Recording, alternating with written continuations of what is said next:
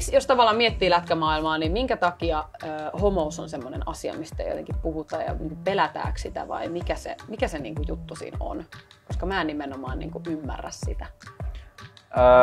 Helppo sanoa nyt, niin en mäkään tavallaan enää, mutta varmaan se, että kun just kukaan ei ole aiemmin puhunut, niin sit just se, että mikä sit se reaktio ja niin kuin ihan varmaan niin kuin liittyy niin paljon asioita siihen, että just sillä hetkellä, että mikä sun rooli on jengissä, kuka coachaa. Just se, että jos sä katsot ulkomaille vielä, että silleen, että mä tuun ehkä pelaa Venäjällä tai että niin tulee olemaan mahdollisuus Venäjälle tai jopa Pohjois-Amerikkakin, ehkä se on vähän helpompi silti, mutta niin kumminkin, niin sitten voi vaikuttaa. Niin se voi vaikuttaa. Niin ei ehkä halua sulkea niitä ovia sitten, että jos se ura on sen verran. Se on kyllä jäätävä ajatella oikeasti jotenkin, että sä et vaan niinku sen takia, että sä oot mitä sä oot, niin sun niinku duuni saattaa kärsiä.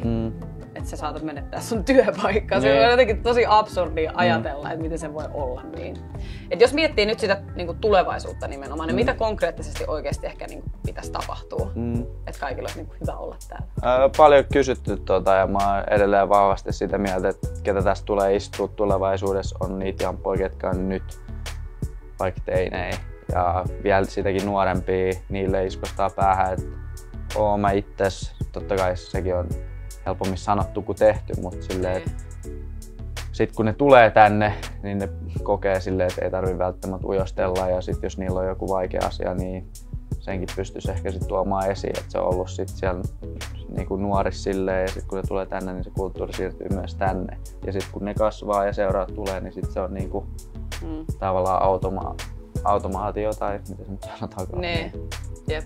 Silleen se kulttuurin muutos mun mielestä voisi tapahtua. Mut se on jotenkin tosi vaikea niinku prosessi, mikä siis todellakin pitää aloittaa, mutta se, että kun on ollut vuosikymmeniä, ollaan totuttu siihen, että niinku jääkiekkokulttuuri on tosi semmoinen niinku fyysinen ja just tosi miehinen ja semmoinen maskuliininen, että jotenkin pääsisi siitä vähän se, totta kai se on osa sitä lajia, mutta tavallaan jotenkin se, että se kulttuuri niin kuin ihmissuhteiden välillä saataisiin jotenkin vähän. No sekin just, että sit vaan ymmärtää sen, että jotkut henkkoht asiatkin, niistä pystyy puhumaan, se saattaa keventää jonkun taakkaa ja sen suoritus saattaa parantua. Toki joillain tollaista asiat ei vaikuta jäälle tai urheiluun tuloksiin millään tavalla, mutta sitten taas joillain ihmisillä se henkinen voimavara voi olla tosi niinku vahva, että sit jos joku lukko aukeaa sieltä, niin se, että sä puhut tavallaan jostain, on se sitten heikkouksista tai sun omasta elämästä tai mikä voi parantaa sun niinku tulosta tuolla konkreettisesti, niin ei se nyt poista mitenkään sitä, niinku,